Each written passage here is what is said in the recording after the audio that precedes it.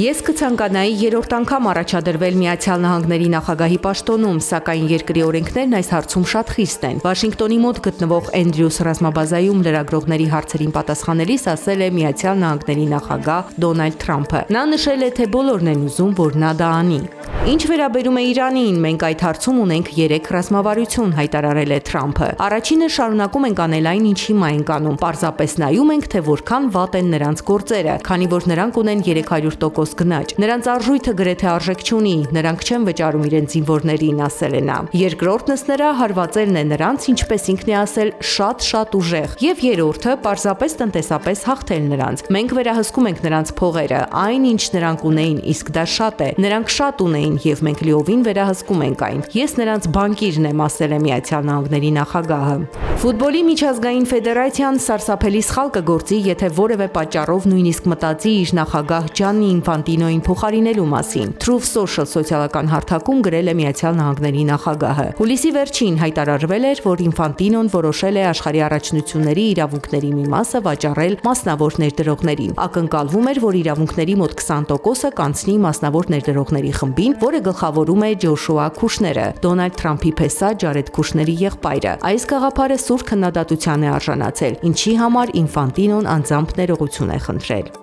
Ռուսաստանը Զապորոժիեին հարվածել է հյուսիսկորեական հրթիռներով, հայտարարել է Ուկրաինայի նախագահ Վլադիմիր Զելենսկին։ Քաղաքը հարձակման է ենթարկվել հյուսիսկորեական բալիստիկ հրթիռներով, ցիրկոն հրթիռներով եւ կառավարվող ավիառումբերով։ Սա դաժան հարված էր, որը նախատեսված էր քաղաքացիական ենթակառուցվածքներին առավելագույն վնաս հասցնելու համար, ասել է Զելենսկին։ Ուկրաինան էլ հարձակվել է Կրասնոդարի երկրամասի վրա։ Նովորոսիսկում 8-ամյա երեխա է զոհվել, վնասվել են բնակելի շենքեր եւ ձեռնարկություններ։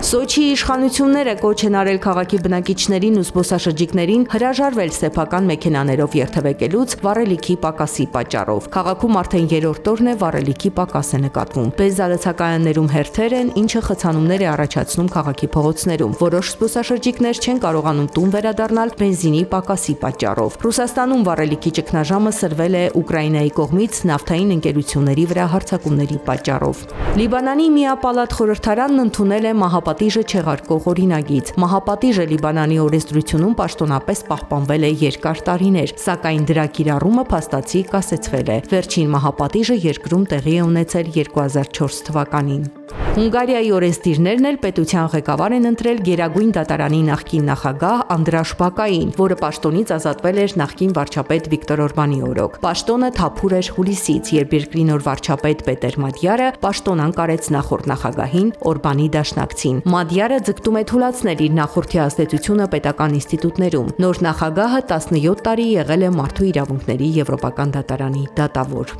Եվ վերջում պորտուգալացի ֆուտբոլիստ Կրիշտիանո Ռոնալդուն ամուսնացել է իսպանացի մոդել Ջորջինա Ռոդրիգեսի հետ։ Զույգը հայտարարել է հարսանիքի մասին Instagram-ում, հրապարակելով լուսանկար։ Զույգը միասին է 2016 թվականից։ Լրատվամիջոցներն ավելի վաղ հայտնել էին, որ արարողությունը տեղի կունենա օգոստոսի 8-ին Մադեյրայի Ֆունշալ քաղաքի տաճարում։ Սակայն Ռոնալդուի հարսանիքը դիտելու համար հավաքված մոտ 2000 մարդ հայտնվել էր ծիծաղելի իրավիճակում, ականատես լինելով այլ զույգի արարողության։ Զարա Սարգսյան, Գեգամ Ղազարյան, ABC Media։